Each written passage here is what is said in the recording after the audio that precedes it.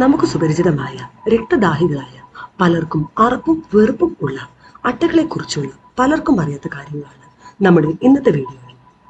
അട്ടകളെക്കുറിച്ച് ഓർക്കുമ്പോൾ തന്നെ നമ്മൾ പോലും അറിയാതെ നമ്മുടെ ശരീരത്തിൽ കടിച്ചു തൂങ്ങി രക്തം ഊറ്റി കുടിക്കുന്ന വഴുവഴുപ്പുള്ള രൂപങ്ങളെയാണ് നമുക്ക് ഓർമ്മ വരിക.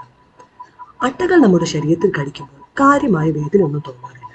എന്നാൽ ശരീരത്തിൽ കടിക്കുമ്പോൾ അവയുടെ ഉമിനീരിൽ അടങ്ങിയിട്ടുള്ള രക്തം കട്ടപിടിക്കാതിരിക്കാൻ സഹായിക്കുന്ന ഹിരുഡിൻ എന്ന രാസപദാർത്ഥം മുറിവിലേക്ക് കയറ്റിവിടും.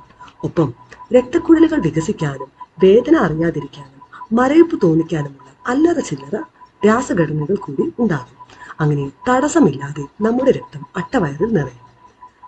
അട്ടകൾ രക്തം കുടിച്ചു കഴിഞ്ഞ് വിട്ടുപോയാലും കുറച്ച് സമയത്തേക്ക് ആ ഭാഗത്തു നിന്നും രക്തം വരും. അട്ടകളുടെ ഉമിനീരിലെ ഹിരുഡിൻ നമ്മുടെ ശരീരത്തിലെ രക്തം കട്ട പിടിക്കുന്നത് തടയുന്നത് കൊണ്ടാണിത്. അവ വിട്ടുപോയി കുറച്ചു കഴിയുമ്പോൾ ഹിരുഡിന്റെ എഫക്റ്റ് പോയി വീണ്ടും രക്തം കട്ട പിടിച്ച് രക്തം വരുന്നത് നിലയ്ക്കും. അട്ടകൾക്ക് സ്വന്തം ശരീരഭാരത്തിന്റെ 10 ഇരട്ടിയോളം രക്തം അകത്താക്കി വീർക്കാൻ കഴിയും.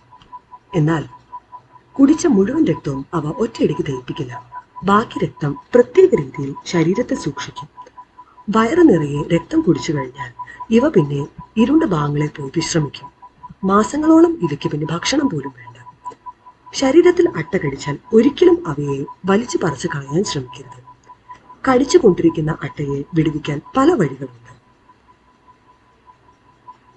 സിഗരറ്റ് ലാമ്പോ മറ്റോ ഉപയോഗിച്ച് ചൂട് പിടിപ്പിക്കുക, അവയുടെ ശരീരത്തിൽ ഉപ്പ് വിതറുക, മഞ്ഞൾപ്പൊടി വിതറുക, eucalyptus oil, alcohol, insect repellent ആയിട്ടുള്ള എന്തെങ്കിലും വസ്തുക്കൾ പുരട്ടുക, ഇവയെല്ലാം ചെയ്യാവുന്നതാണ്. ഇങ്ങനെയൊക്കെ ആണെങ്കിലും ഇപ്പോഴും പല രക്തസംബന്ധമായ അസുഖങ്ങൾക്കും ലീച്ച് തെറാപ്പി ചികിത്സ ഉപയോഗിച്ച് അട്ടകളെ ഫലപ്രദമായി ഉപയോഗിക്കുന്നുണ്ട് കേട്ടോ.